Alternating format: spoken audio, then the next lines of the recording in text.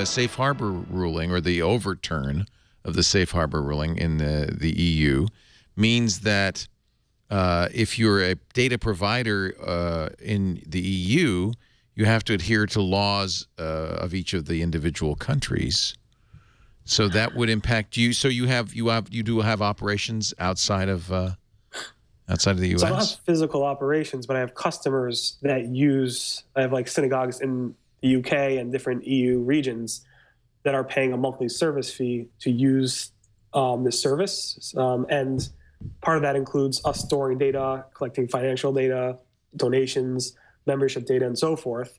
And a lot of the EU, mostly based in London, are saying, well, we need something from you now that the EU safe harbor ruling has been overturned. So what do I do?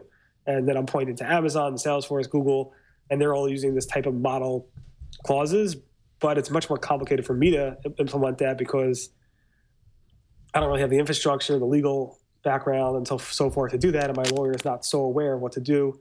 So it's not that easy for me to actually implement. So you're not alone, apparently. Even the EU is not sure what it means. Barry, what if you just moved to Europe?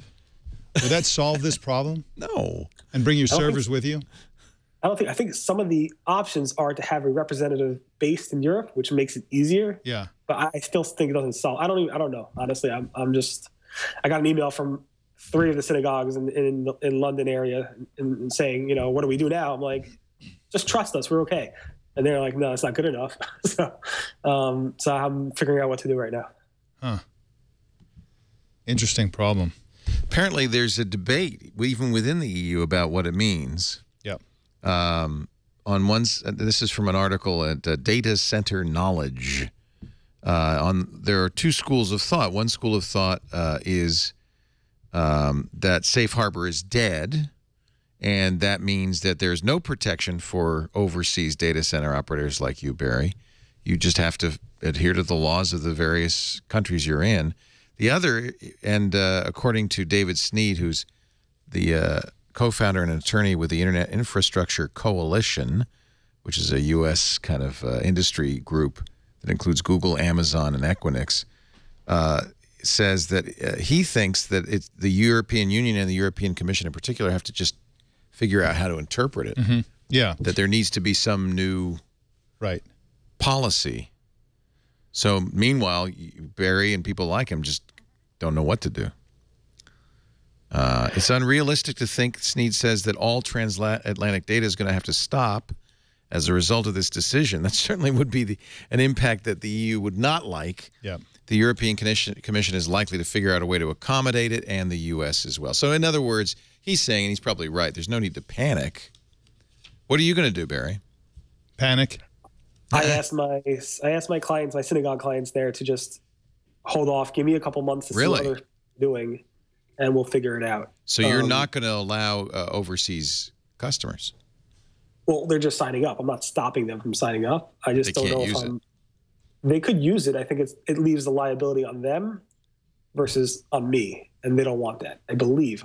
I could be completely wrong, but according to New York law, I don't have to do anything until the end of 2016. If they want to sign up, I'm not liable for anything. Oh, good. Of course, I'm sure the EU does not recognize New York law. I know. But so good luck. Have fun. And you thought it was a good idea. Just a little business on the side. Exactly. Actually, it's really cool. When did you start that? We started this about 3.5 years ago, almost 4 years ago. Just for my own synagogue, and then all the other synagogues in the area started wanting it, and now we have close to 400 synagogues using it across the world. It's pretty insane. And what does it manage? It's basically, when you have members sign up to your synagogue, they get dues, they get monthly dues, and they get different honors they give to their shul, and they pay different things, and they get reminded about family birthdays and death notices, and and it's basically don't forget to buy your Rosh Hashanah tickets, things like that. Exactly, high holiday Rosh Hashanah tickets. Very important.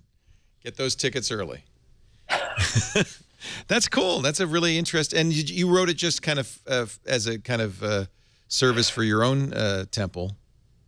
Yeah, like most software companies start, it's like, hey, you scratched your own itch. There's a need for it. You built it, and it's filling a need. What's it written in? It's mostly it's PHP MySQL, and it's on Amazon, it's AWS service. AWS, yeah.